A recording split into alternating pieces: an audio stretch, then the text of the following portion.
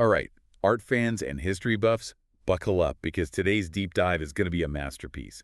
Literally, we're diving into the world of Caravaggio and specifically his incredible painting, The Calling of St. Matthew.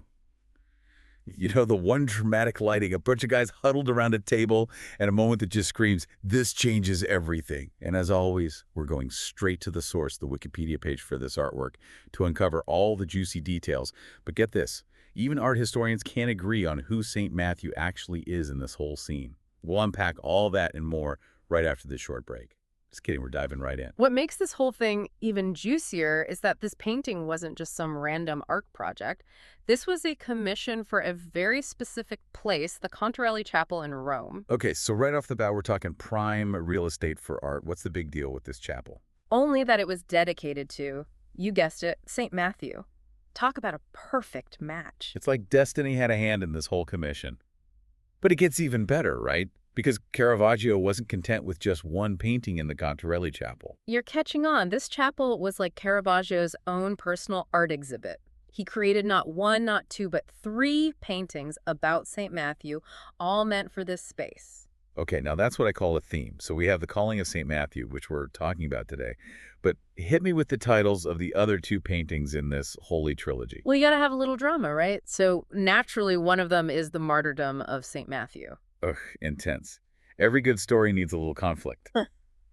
So we've got the call to adventure and the ultimate sacrifice. What's the third act in Caravaggio's Matthew masterpiece? Bringing it home with a little inspiration, we have the inspiration of St. Matthew. So you've got the whole shebang, the calling, the challenges, and the ultimate inspiration. Talk about a deep dive into one man's life.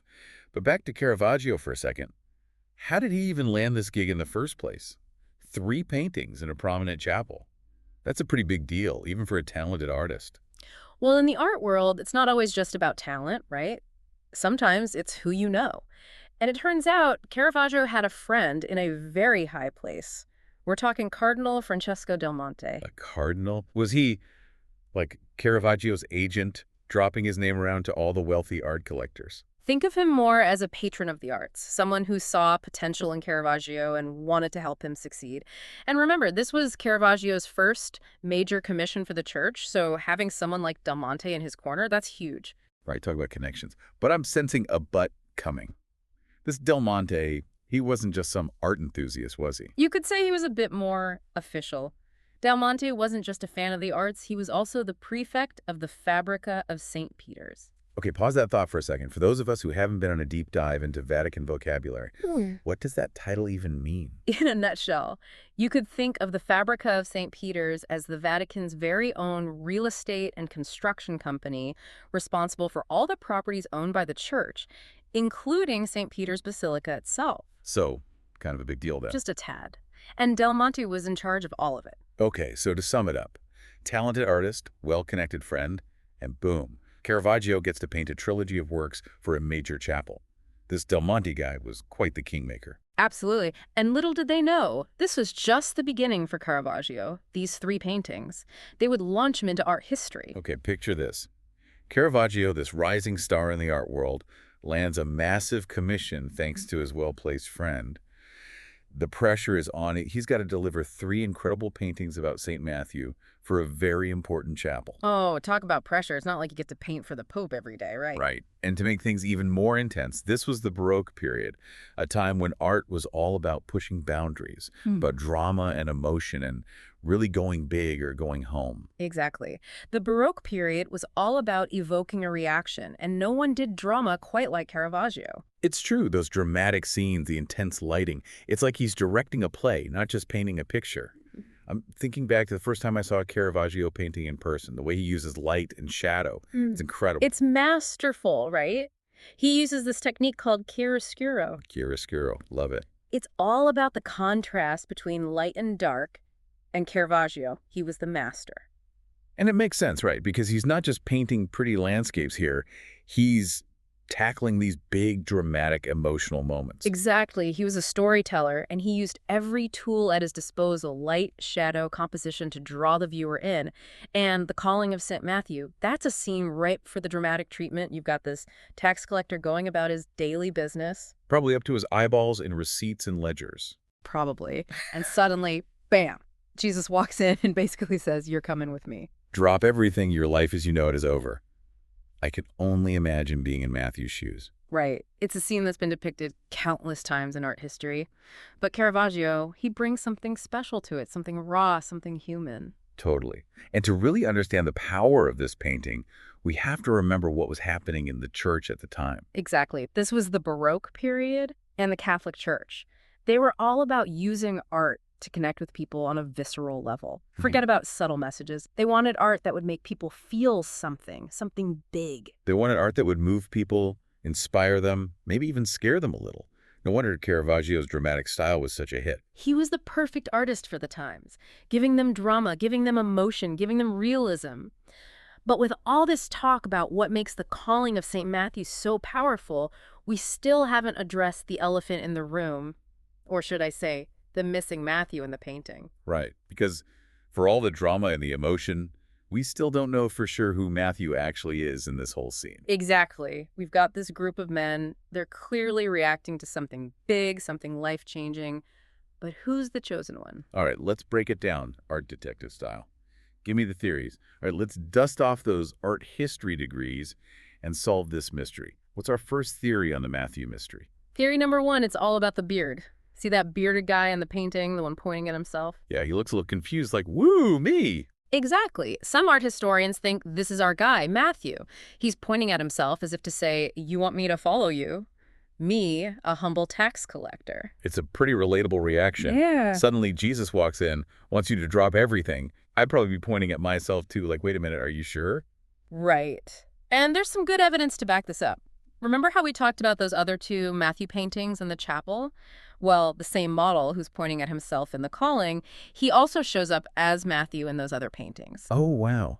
So Caravaggio is creating a whole visual story with this guy as Matthew. That's the idea. It's like he's saying, this is Matthew, folks, throughout his whole journey. Okay, theory one is looking pretty strong. But this is art history. There's always a plot twist. What's theory two have to say? All right, buckle up. Theory two says, don't get distracted by the beard. They think the bearded guy isn't Matthew. He's pointing at someone else entirely. Wait, what? Who else is even there to point at? Remember that guy we talked about? The one kind of slumped over at the table, almost hiding in the shadows? He's our mystery man. Yeah, he looks like he could use a good nap. Maybe that's Matthew. Some art historians think the bearded guy is pointing at him as if to say, you want him? Seriously. Whoa. That changes everything. Now we're talking mystery, intrigue. It's like even the people in the painting aren't sure what's going on. And that, my friend, is classic Caravaggio. He was a master of ambiguity, of keeping us guessing. Right. It's like he knew we'd still be debating this centuries later. Who is it? Caravaggio's laughing at us from beyond the grave. I wouldn't put it past him. But speaking of that pointing finger, did you know there's a whole other layer to this? A connection to Michelangelo himself. Wait, seriously. Two artistic titans linked by a single gesture. Tell me everything. So you know Michelangelo's masterpiece in the Sistine Chapel, The Creation of Adam, God reaching out to touch Adam, giving him life? Yeah, iconic. Some people think Jesus's outstretched hand in Caravaggio's painting is a direct echo of that gesture. You mean reaching out towards, well, whoever it is he's reaching towards. Exactly. It's the same gesture, but with a different meaning. In Michelangelo's work, it's about creating physical life. In Caravaggio's, it's about spiritual awakening. Jesus is offering Matthew a new kind of life, a chance to follow a different path. That is incredible. It's like this one little detail connects these two amazing works of art, separated by time, but united by this incredible theme of creation and rebirth. Exactly. And it makes you wonder, who is Matthew in this context? Is he just a tax collector, or is he something more? Is this about the redemption of all humankind? My mind is officially blown. Okay, so we've got mystery, we've got drama, we've got a Michelangelo cameo. Is there anything else this painting has up its sleeve? You would think that would be enough, right? But the plot thickens. It turns out the Calling of St. Matthew has some pretty famous fans. We're talking about Pope Francis himself. No way. The Pope is a Caravaggio fan. Seems so. According to our trusty Wikipedia page, Pope Francis used to visit the church where this painting is housed, San Luigi dei Francesi, back when he was just a young man. Can you imagine that? Just casually scrolling past this masterpiece, maybe having a little quiet contemplation. Right. And it makes you wonder, what was he thinking when he looked at this painting? Well, apparently, the Pope has said that he connected most deeply with Matthew, the sinner who is called by God's grace. That's really powerful. It speaks to the idea that anyone, no matter who they are or what they've done, can be called to something greater. Exactly. And it highlights how art can connect with people across centuries. Here we are, all these years later, still moved by the same artwork that spoke to a young man who would one day become Pope. It's amazing, isn't it, how a single painting can have so much history, so much meaning, so many different layers to unpack. Absolutely. And speaking of layers, it's important to remember that Caravaggio wasn't the only one drawn to Matthew's story. Countless artists have depicted this scene, this life-changing moment of being called. That's right.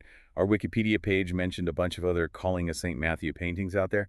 It's like this one moment in the Bible sparked a whole artistic movement. It's true. And each artist brought their own unique style and interpretation to the story. If you want to travel back in time a bit, you could check out Carpaccio's version, painted in the late 1400s, long before Caravaggio. Totally different vibe. Different century, different style, same dramatic moment. It shows how art is an ongoing conversation, right? A dialogue that spans generations and cultures. An ongoing conversation. I love that. And for another fascinating perspective, check out Juan de Pareja's version. Talk about a calling. This guy started out as a slave and became a renowned artist in his own right. Okay, that story just got bumped to the top of my art history bucket list. So there you have it, folks. From a Roman chapel to the Sistine Chapel and beyond, we've explored the mysteries and the masterpieces of the Calling of St. Matthew, all thanks to our good friend, Wikipedia. That's the beauty of a deep dive, isn't it? You never know where it will take you. And in the case of the Calling of St. Matthew, it seems like the journey never really ends. We still don't have a definitive answer. Who is Matthew? And maybe that's okay. Maybe the real masterpiece is the questions it makes us ask, the conversations it sparks, even after all this time. So as we wrap up this deep dive, I have one last question for you, our amazing listeners. If you could step into that Roman chapel, stand face to face with this incredible painting, who would you say Matthew is? Whose eyes would draw you in? Whose story would resonate with you the most? What a powerful question to end on. It reminds us that art is a personal experience. We each bring our own interpretations, our own life experiences to the works we encounter, and that's what keeps the conversation going. And that's what makes art so endlessly fascinating. Thanks for joining us for another deep dive, and remember, there's a whole world of art out there waiting to be explored. Until next time, keep those imaginations curious.